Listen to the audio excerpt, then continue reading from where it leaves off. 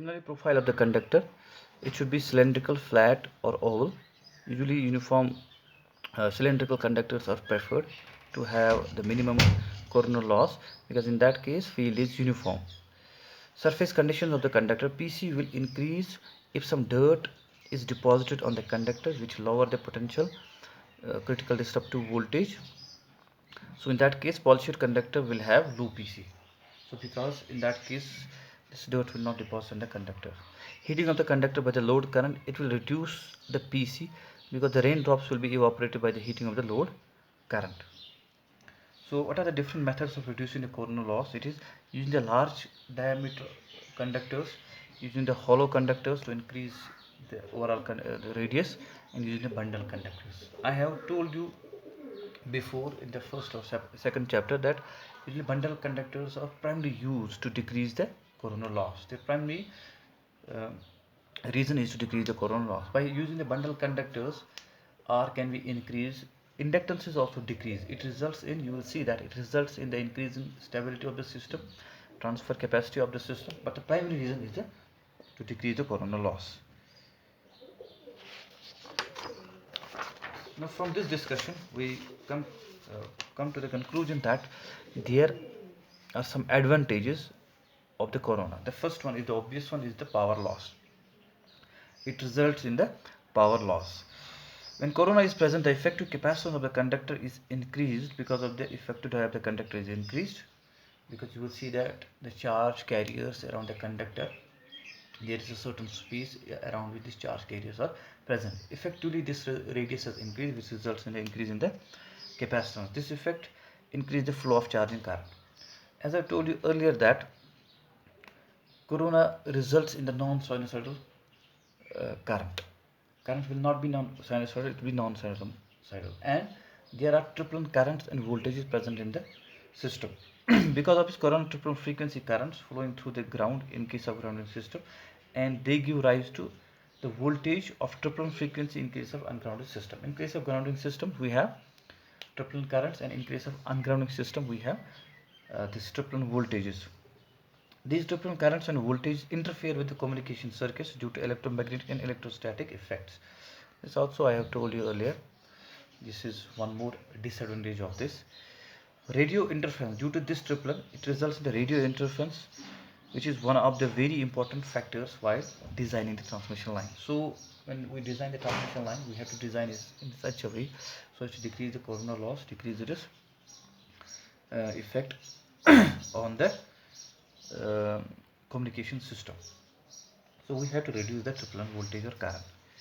Higher frequency will not be affected like TV, electromagnet, wave, radar, etc. Because we know that it's a triplet frequency which has the order of the 150 hertz, because the fundamental will be 50 hertz. It also results in audible noise, that is some sort of a hissing sound, which may not be acceptable um, in some urban areas where the hissing sound is prohibited. It has one advantage also, because you will see that we might have some surge voltage such as current surge due to this lightning or switching. It results in the decrease in magnitude as well as the steepness of that surge by absorbing some energy. We can see in that case it acts as a safety valve to some extent to those surges. We can say that it reduced the magnitude of the high voltage three-fronted wave due to the lightning or surging by partially discharging, dissipating as coronal loss, or discharging that power as coronal loss. So in that way it acts as a safety valve. Let's come to some numericals, simple numericals. The first one is, find a critical disruptive voltage and visual critical disruptive voltage for a local and general corona on a three-phase overhead transmission line with temperature is equal to 21 degrees centigrade, barometric pressure is equal to 73.6 centimeter of mercury. The diameter of the conductor is 10.4 millimeter. Irregularity factor is 0.85.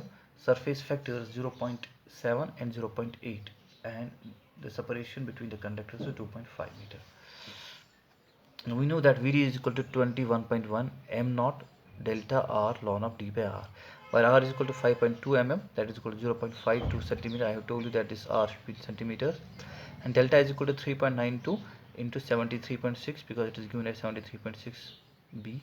273 plus 21, t is equal to 21, it comes out to be 0.9831.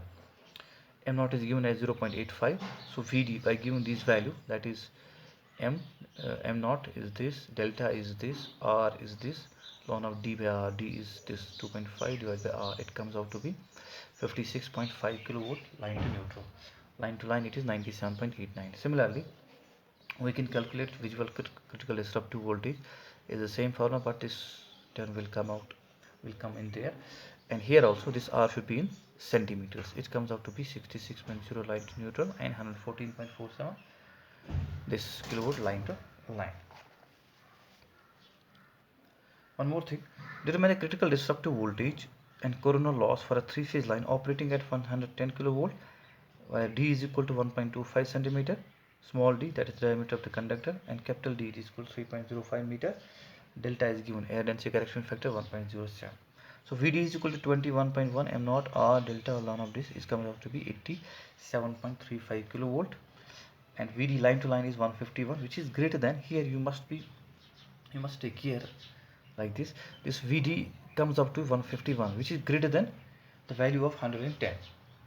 So this value actually, this V naught minus Vd in this case will be now negative, but it's square, when we square it, it becomes positive. So you have to take care, because if there would not have been the square, you use the formula, you would have got the minus sign, but in this case you will not get because of the square. You will still get some value, but that will not be the valid, because in this case Vd is greater than the operating voltage. Coronal loss will not take place, so coronal loss will be equal to 0. We can say that when coronal loss will not take place, Pc will be equal to 0. Pc will be equal to 0. This will take place only when this operating voltage, that is this, will be greater than the value of the critical disruptive voltage.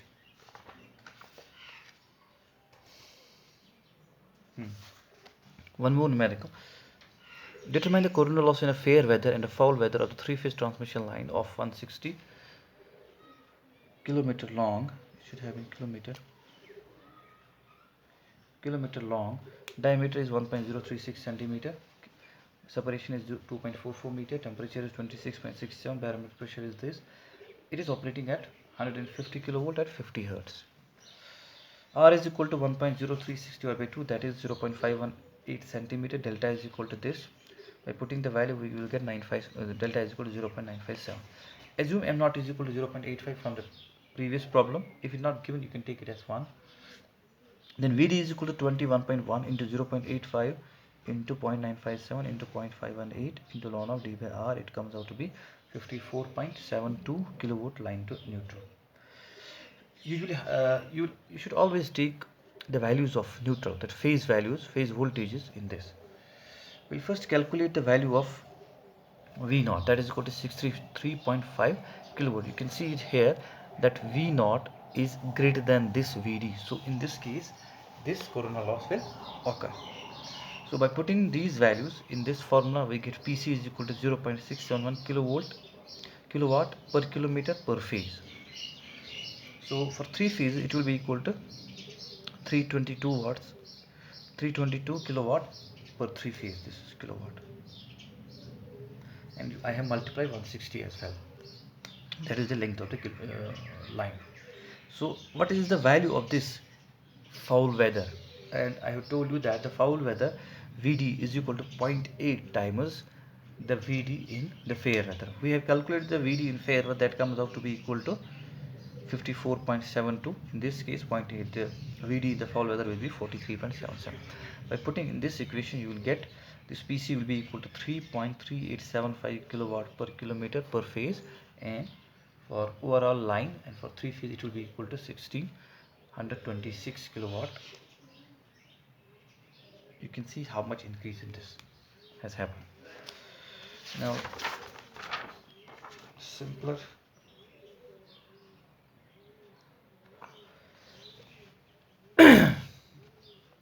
a three-phase transmission line consists of 1 centimeter radius conductors spaced symmetrically 4 meter apart.